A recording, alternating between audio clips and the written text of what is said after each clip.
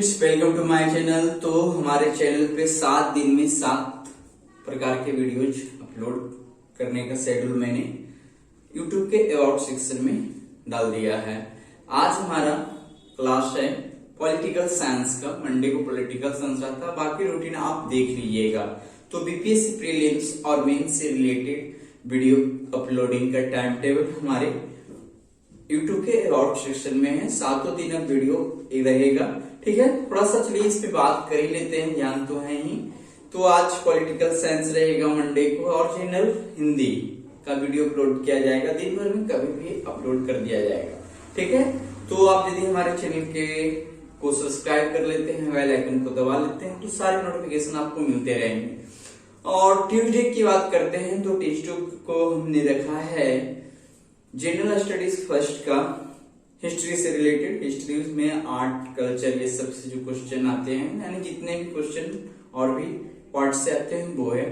फिर है आपका करंट अफेयर्स वेडनेसडे को, जनरल स्टडीज फर्स्ट से ही। जनरल स्टडीज फर्स्ट से ही स्टैटिस्टिक्स से रिलेटेड क्वेश्चन जो मैथमेटिक्स का आता है वो रखा गया है। उसके बाद थर्सडे की बात हो गया ना, शुक्र, शनिचर, इतवार की बात करते हैं। तो शुक्र को फिर जनरल स्टडीज 2 में चले जाइए। तो पहला भाग है आपका पॉलिटिकल साइंस से रिलेटेड क्वेश्चन रहता है, तो शुक्र को वो रहेगा।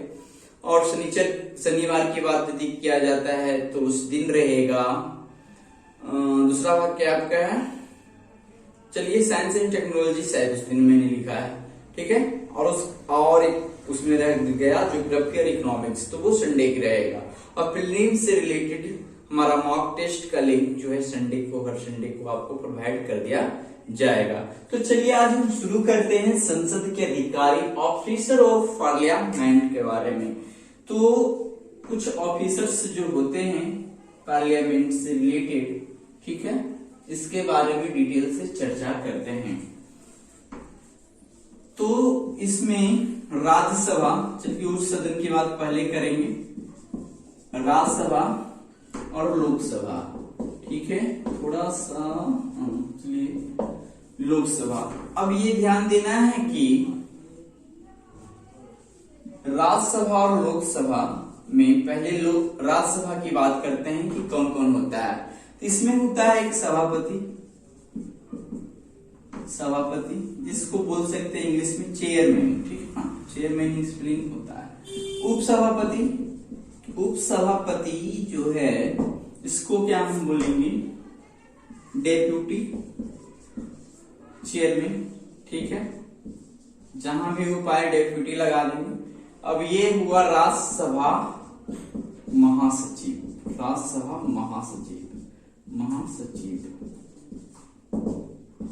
इसकी इंग्लिश की बात किया जाए तो ये होता है सेक्रेटरी। स्पेलिंग इस प्रकार से 3 भाग में तोड़ के याद रखिए, सेक्रेटरी जनरल। तो ये सेक्रेटरी जनरल सिर्फ महासचिव का मीनिंग होगा, यहाँ पे बोलेंगे सेक्रेटरी जनरल ऑफ राज्यसभा। अब इसमें कौन सा होता है, इसमें भी होता है जिसको, चलिए थोड़ा सा नीचे लेकर चलते, ठीक है ना। इसमें 4 देखते हैं। इसमें क्या क्या होता है, प्रोटेम स्पीकर, ठीक है, प्रोटेम स्पीकर, फिर स्पीकर, चलिए हिंदी में बदल कर लेते हैं, अध्यक्ष, उपाध्यक्ष, और अध्यक्ष, उपाध्यक्ष, लोकसभा महासचिव, ठीक है, लोकसभा महासचिव, ठीक है। यहाँ प्रोटेम स्पीकर है, तो प्रोटेम स्पीकर का स्पेलिंग जो स्पीकर का होता है वही लिखिए आप, स्पीकर। और ये हो गया उपाध्यक्ष है तो वाइस स्पीकर, और ये हो गया, यहां भी हम वही बोलेंगे सेक्रेटरी जनरल,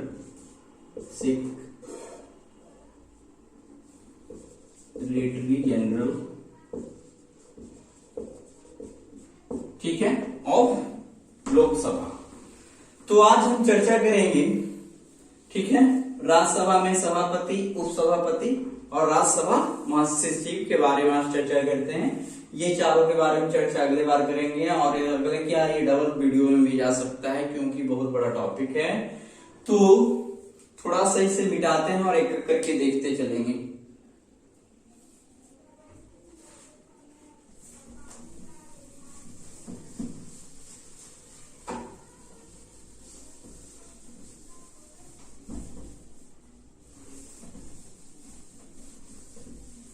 तो राज्यसभा में पहला हमने क्या देख रहा था, हम देख रहे थे पहला सभापति की बात कर रहे थे। राज्यसभा में सभापति की बात कर रहे थे। तो ये सभापति कौन होता है?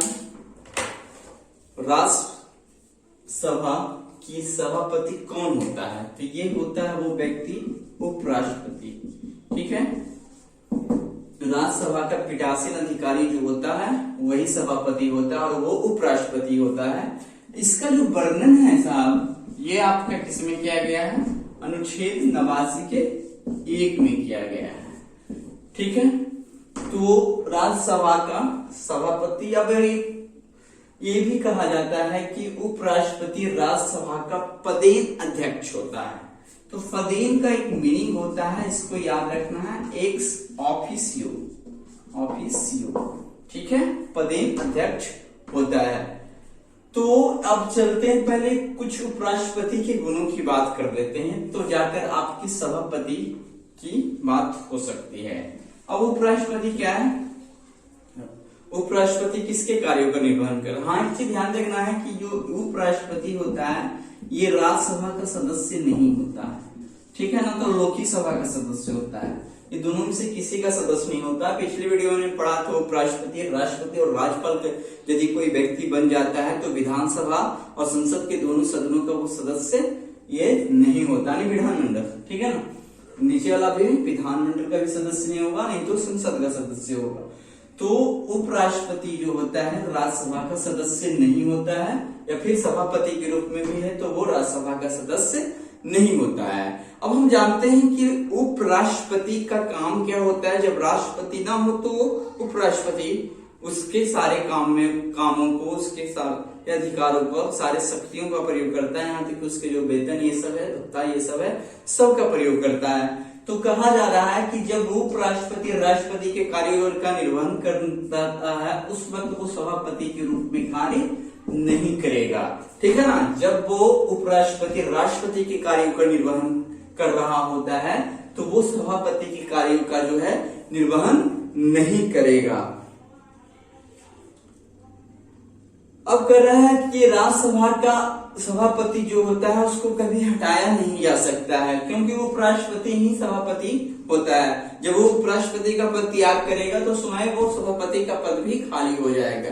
तो सभापति के रूप में से उसे कभी भी संसद से हटाया नहीं जा सकता है। उपराष्ट्रपति पद पर जब तक बना है वो सभापति रहेगा, जैसे ही वो उपराष्ट्रपति के पद से हटा सभापति के पद भी समाप्त हो जाएगा, नहीं हट जाएगा। और ऐसे सभापति के रूप में हम उसके पद को हटा नहीं सकते हैं, ये बात याद रखना है। अब याद ये रखना है कि राज्यसभा में सभापति जो उसका जो रैंक होता है, लोकसभा के अध्यक्ष होता है, लगभग दोनों समान होता है। ठीक है ना, लेकिन दोनों में अंतर ये है कि यदि कोई धन विधेयक पास करना हो तो वो लोकसभा के अध्यक्ष के मंजूरी से होता है, राज्यसभा की नहीं। पहला अंतर ये है। अब जब संयुक्त बैठक करवाना हो तो भी उपराष्ट्रपति जो सभापति के रूप में कार्य कर रहा है उस स्थिति में भी उसकी शक्ति नहीं होती है, लोकसभा अध्यक्ष ही उसकी अध्यक्षता करता है। बाकी जो है उसकी रैंक काम लगभग अपना अपना सदन में क्या है सेम ही होता है, और ये दो अंतर हम याद रख सकते हैं। कह रहा है कि जब उपराष्ट्रपति पे हटाने की प्रक्रिया चल रहा है, यानी महाभियोग की प्रक्रिया चल रहा है, तो उस स्थिति में वो क्या है सभापति के रूप में काम तो नहीं करेगा। ठीक है, वहां का पीठासीन अधिकारी वो नहीं कहलाएगा, बट क्या है संसद में उसको बोलने का अधिकार, ठीक है, उपस्थित रहने का अधिकार, कार्यवाही में भाग लेने का अधिकार होगा। लेकिन एक चीज और ध्यान देना है कि जब उपराष्ट्रपति यानी सभापति पर हटाने की प्रक्रिया चल रही हो तो उस स्थिति में वो तो बोलने का अधिकार है, उपस्थित भी हो सकता है, कार्यवाही में भाग ले सकता है, लेकिन ध्यान रखना है साहब ये कि जब बराबर मत की स्थिति आ जाए तो उस स्थिति में वो मत नहीं दे सकता है, एक पॉइंट ये रखेंगे। अब याद रखना है कि सभापति का जो समय काल होता है ये 5 वर्षों तक रह सकता है, ठीक है। लेकिन उपसभा की बात करें तो भी 6 वर्षों तक रह सकता है। ये तो एक सामान्य रूप से यदि कुछ गड़बड़ी नहीं हुआ तब, बीच में यदि होता है कुछ तो उसके कारण हटेगा। और हटाने का कारण क्या है, ये उपराष्ट्रपति है तो अपना त्याग पद किसको दे देगा, राष्ट्रपति को। और उपसभापति को यदि हटने का मन है यानी अपना पद को त्याग करना है तो वो सभापति के द्वारा दूसरा संसद की कार्रवाई के द्वारा हटाने की जो प्रक्रिया है वो होगा। तो संसद की प्रक्रिया के द्वारा राष्ट्रपति को बताया जाता है और उसके साथ ये पद भी समाप्त होगा। तो ये बात को हम ध्यान में रखेंगे। तो चलिए उप सभापति की बात थोड़ा कर लेते हैं, कुछ तो किए हैं कुछ बाकी रह गया है। तो उप सभापति की बात करते हैं।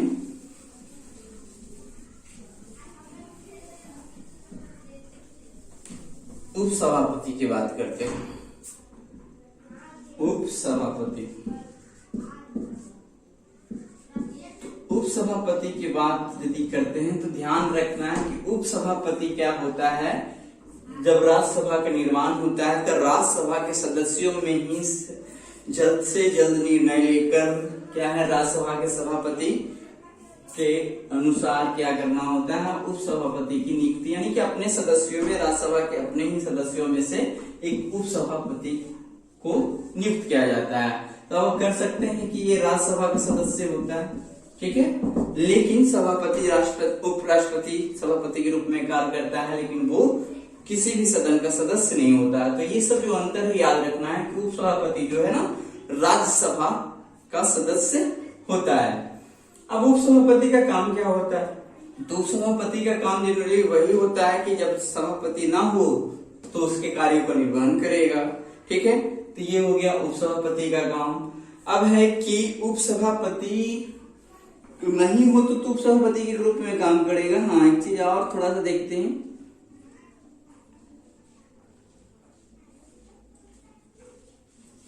एक चीज वही बात यहाँ भी है कि सदन में जब मत की बराबरी की बात हो जाए तो यहाँ पर जब इसकी हटाने की प्रक्रिया चल रही हो तो इस स्थिति में ये भी वही काम करेगा, क्या है, बराबर मत की स्थिति में ये वोट नहीं कर सकता है। और सामान्य स्थिति में ये बराबर मत जब होता है तो उस स्थिति में इसे भी वोट देने का अधिकार। फिर से इसको सुनते हैं कि जब इसको हटाने की प्रक्रिया चल रहा हो, किसकी, उप सभापति की, डिप्टी चेयरमैन की, जब हटाने की प्रक्रिया चल रही तो उस स्थिति में भी यदि बराबर मत की बात होता है दोनों सदनों में, ठीक है ना, तो वोट नहीं दे सकता है। ऐसे जनरल स्थिति में बराबर स्थिति में वोट देने का अधिकार इसे भी है। तो ये हो गया उप सभापति की बात। दूसरा ये है कि जब हटाया किसे जाएगा तो कार्यकाल पूरा हो जाए या फिर सभापति को अपना त्याग पत्र दे दे। दूसरा है संसद की प्रक्रिया द्वारा हटाया जाए, ठीक है। राज्यसभा में उसके पद से हटाने का प्रस्ताव बहुमत से पारित हो जाए। ये 3 मेथड से हटेगा। पहला तो त्याग पत्र देगा किसको, सभापति को, ठीक है। दूसरा इसका कार्यकाल पूरा हो गया। तीसरा है कि राज्यसभा में बहुमत से इसको हटाने की जो प्रक्रिया है वो पारित हो जाए, तो इस कारण से ये हट सकता है। कह रहा है कि यदि प्रस्ताव इसको हटाने के लिए लाया जाए तो वही बात है 14 दिन, ठीक है, 14 दिन पहले सूचित करना होगा कि आपके लिए महाभियोग या फिर कुछ संसद में लाया जा रहा है, हटाने की प्रक्रिया की जा रही है। तो वही है, जब हटाने की प्रक्रिया चलेगा तो इसके लिए भी वही उपस्थित होने का, कार्रवाई में भाग लेने का, बोलने का अधिकार होता है, ठीक है। और साथ ही साथ एक पॉइंट और है कि मतदान करने का अधिकार भी है, परंतु वह पीठासीन नहीं हो सकता है। एक चीज और है कि राज्यसभा के उपसभापतियों की तालिका।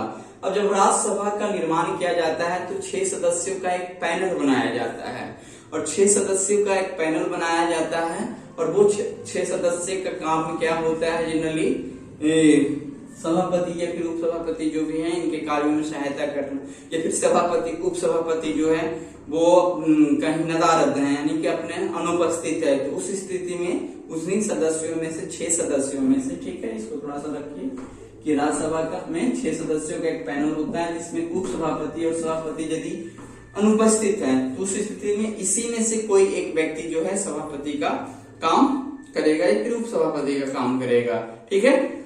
लेकिन उप सभापति या फिर सभापति का उस वक्त पद समाप्त हो जाए, ठीक है, उस वक्त कोई पद पे ना रहे, अनुपस्थित है तो काम करेगा, लेकिन कोई पद पे नहीं, तो उस स्थिति में सभापति और उप सभापति के कार्य को कौन संभालेगा? तो उस स्थिति में होता है साहब ये ना कि राष्ट्रपति के द्वारा नियुक्त कोई व्यक्ति जो है सभापति और उप सभापति के कार्य को देखता है। तो हमने देखा सभापति के बारे में डिटेल से और उप सभापति के बारे में। अब देखेंगे राज्यसभा महासचिव के बारे में थोड़ा सा। तो राज्यसभा महासचिव के बारे में देखेंगे, ये थोड़ा सा छोटा सा टॉपिक है, इसको हम देख ही लेते हैं।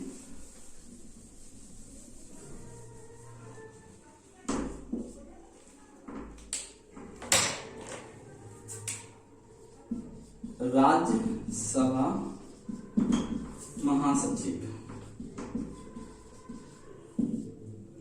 तो इसकी बात जो है 98, हाँ, अनुच्छेद 98 में इसकी बात किया गया है। तो राज्यसभा में कुछ क्या है, कर्मचारियों को नियुक्त किया जाता है और उन कर्मचारियों में राज महासचिव जो होता है सबसे हेड होता है। तो राज महासचिव की नियुक्ति होता है किसके लिए? राज्यसभा में अन्य कार्यों में मदद करने के लिए, परामर्श देने के लिए ये राज्यसभा महासचिव और बहुत सारे और भी कर्मचारी होते हैं। कर्मचारी क्या स्टाफ बोल सकते हैं, सेक्रेटेरियल स्टाफ्स, ठीक है, इसको बोल सकते हैं सचिवालय कर्मचारी नियुक्त किए जाते हैं, जिसको बोल सकते हैं सेक्रेटेरियल स्टाफ्स। और इन स्टाफ्सों में से एक व्यक्ति जो होता है उसका महासचिव होता है। अब एक बात और है, थोड़ा सा इसमें देख लेते हैं कि करा है कि प्रत्येक सदन के लिए पृथक कर्मचारियों की, ठीक है, लोकसभा और राज्यसभा के लिए अलग अलग कर्मचारियों को नियुक्त किया जाता है, लेकिन उन्हीं में से कुछ को दोनों के लिए यानी लोकसभा और राज्यसभा के लिए एक ही व्यक्ति को नियुक्त किया जा सकता है, ऐसा भी कुछ प्रावधान किया गया है। तो ये तो हमने देख लिया कि सभापति के विभिन्न संसदीय कार्यों एवं परस्पर संबंधी विषयों में सहायता या परामर्श के देने में ये काम करता है राज्यसभा का महासचिव, ठीक है। अब है कि इसका जो पद है किसके समान होता है, ये आपका ऑब्जेक्टिव में पूछा जाता है, और ये ऑब्जेक्टिव में किस में पूछा जाता है, प्रीलिम्स में पूछा जाएगा और एग्जाम में। तो ये होता है कैबिनेट सचिव के समकक्ष, कैबिनेट सचिव के समकक्ष होता है। तो राज्यसभा महासचिव जो होता है कैबिनेट सचिव के समकक्ष होता है, अनुच्छेद 98 में है, ठीक है। इसके साथ और भी बहुत सारे कर्मचारी होता है, उसका ये हेड होता है, और राज्यसभा के कार्यों में और शक्तियों ये सब के बारे में जो भी कार्य निर्णय ये सब लेना होता है उसमें ये परामर्श देने का काम करता है। तो इस प्रकार से हमने देख लिया क्या संसद के अधिकारी में राज्यसभा में सभापति, उप सभापति और राज्य महासचिव के बारे में। अगले बार हम देखेंगे लोकसभा में। तो लोकसभा में पढ़े थे प्रोटेम स्पीकर लिखे थे, फिर था स्पीकर, फिर था वाइस स्पीकर उपाध्यक्ष, और फिर लोकसभा महासचिव। ये सारे टॉपिक की बात करेंगे हम अगले मंडे में, ठीक है। तो आज मिलते हैं दोस्तों जनरल हिंदी में भी कुछ देर के बाद। चलिए, तो आज के लिए इतना ही। वीडियो को अधिक से अधिक आप आगे बढ़ाइए, शेयर कीजिए, लाइक कमेंट जो भी करना है करते रहिए, ठीक है। और आप लोग पढ़ते रहिए, अपने लक्ष्य की ओर बढ़ते रहिए। धन्यवाद।